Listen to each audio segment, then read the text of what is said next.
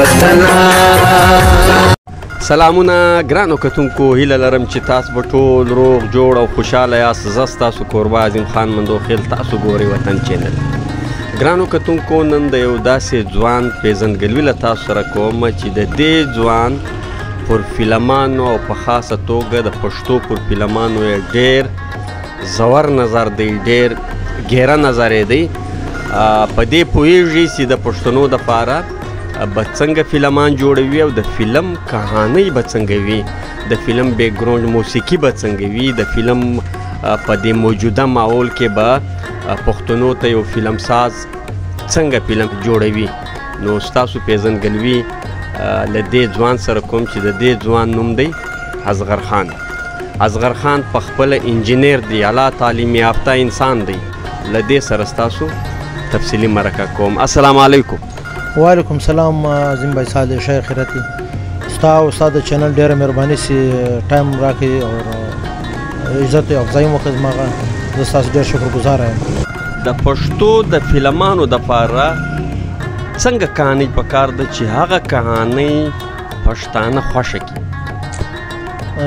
زما په نظر خو د پښتنو د فلمانو لپاره داسې کهانیانې پکار دي چې دا را روان نسل هغه څخه یو سبق حاصل کړي، یو پیغام په هغه کې وي د خلکو د مستقبل دپاره. د پښتنو خاص کر د پښتنو خلکو تعلیم یافته نه دي بچیان، چې د هغو په هغه کې په علم کې اضافه وشي، چې هغه په هغه طرف باندې دوی رجحان زیاته شي. په هغه کې مثال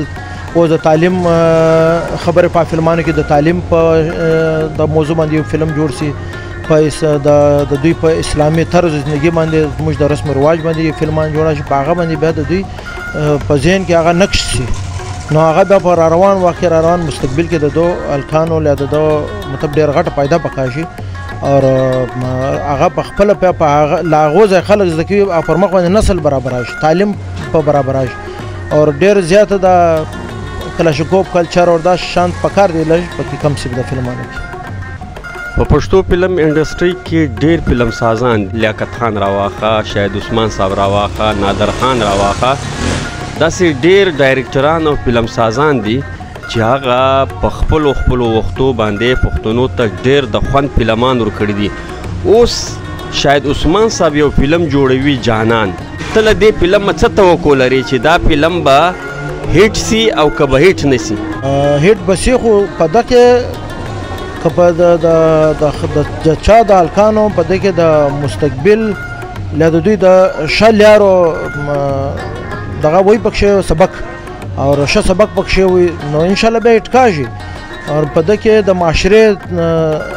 طرز زندگی پکښې و صحیح په صحیح طریقه، له جرایم را بند خلک او جرایم به خلک څنګه پر شا کاږي، له نشو به څنګه پر شا کاږي، داسې هغه پکښې و. او بربادي د دې بربادي وي د معاشرې چې داسې غلط انجام، د غلط کار غلط انجام او دا شان پکښې و. هغه کې د انسان بربادي، د معاشرې بربادي، نو هغه ځکه خلک سبق حاصلوي، بیا کامیابه شي دا فلمان. نو کتونکي به انشاءالله د ده رزلټ په ښه راوځي. دا ماته ووایه چې د پښتو فلم انډسټري کې 4-5 په نوم اداکاران دي، ارباز خان، جهانگیر خان، شاهد خان، له دې سره چې کوم دی عجب ګل. دا یو 4-5 اداکاران دي چې په دې 4-5 اداکارانو فلم انډسټري ګرده قایمه ده. ته څه یې چې پښتو فلم انډسټري ته ده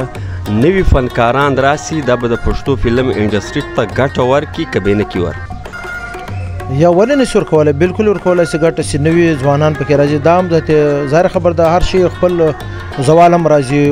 یو وری عروج وي بیا زوال وي. نو چې نوي کسان راځي، نوي ځوانان، هغو ته دوی ښه تربیت ورکړي، ښه بهترینه ورکړي. بیا ټکنالوژي هم راوتلې ده، بیا د خلکو مخکې زمانې سوچ اوس د خلکو نه دي، ډېر سوچ هم بدل شوی دی، د ډېرو ځوانانو په ډېرو شانو خبر دي. نو انشاءالله ډېر زیاته ترقي به وکړي، چې صرف لږ توجه غواړي، لږ د دوی پر سر لاس وي، لږ د شا له خوا د دوی بیکګراوند صحیح وي، نو انشاءالله ترقي کوي، بالکل به وکړي، دوی په دې کې شک هم نشته. اصغر وروره پخوا به یو فلم د بدرمنیر صاحب، د نعمت سرادي، د بیدار بخت، د لیاقت میجر صاحب، د دې په زمانو کې به یو فلم جوړېدی. په هغه فلم کې چې به ګانا وه،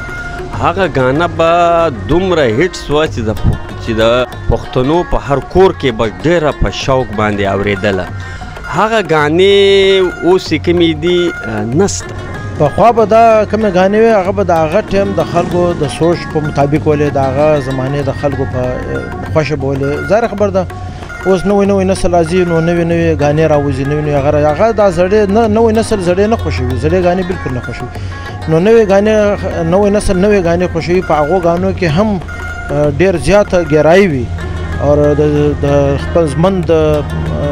تروان له مطلب ډېر زیاته ګیرایي په هغو کې وي بیا خلک هغه خوښوي او مطلب په دو غانو کې په کار دي داسې غانې ورکړي چې په هغه سره فیملیان هم وګوري فیملی هم ګوري که دوی سره بچیان ناست وي هغه هم وګوري نو په هغه کې په کار دي چې ډېره صفایي سوترایي وي ډېرې مطلب داسې بیایي نه وي پکښې ښې غانې وي نو هغه بیا کامیابه دي بیا چې معاشره یې ګوري نو چې هر سړی غانې ګوري له هغه سره خامخا فیملی هم وي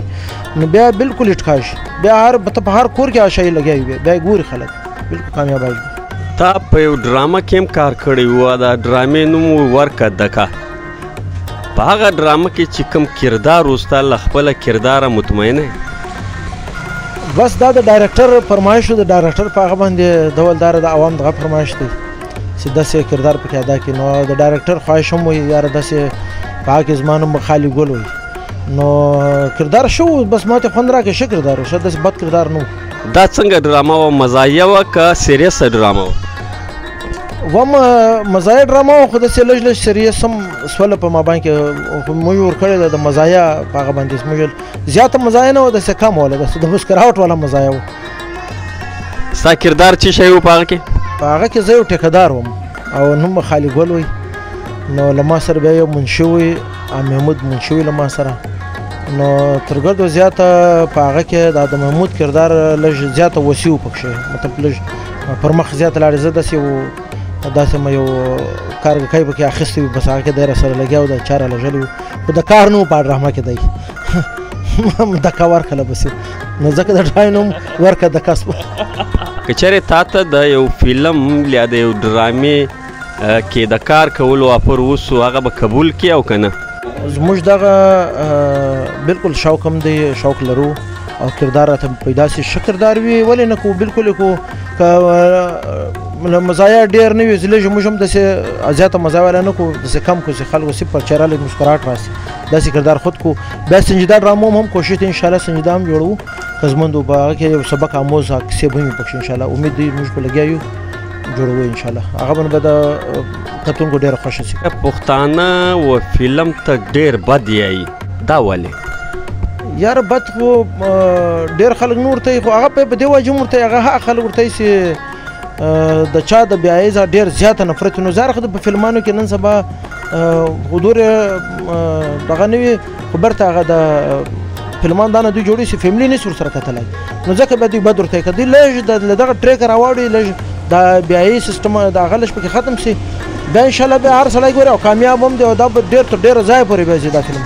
نو ناکامي ګره دغه وجه په آخر کې د وطن مینوالو ته د وطن چینل مینوالو ته څه پیغام ورکول غواړي د وطن چینل مینوالو ته دا پیغام دا چینل د دوی ګوري په دې چینل کې مختلف د فلمانو ذکر کاږي پکې سینمو ذکر کاږي پکې د معاشرې عکاسي پکې کاږي او خلک د ګوري بالکل به شوق په شوق د ګوري او سبسکرایب دیم کې او پر مخ باندې د بوزي زما دغه توقع ده خلک انشاءالله ښه چینل دی بهترینه چینل دی ګرانو کتونکو دا و اصغر خان چې ما له تاسو سره د تفصیلي مرکه وکړه تر بل خوندور پروګرام پورې مو پر لوی بادار سپارلی یاسته د خدای په امان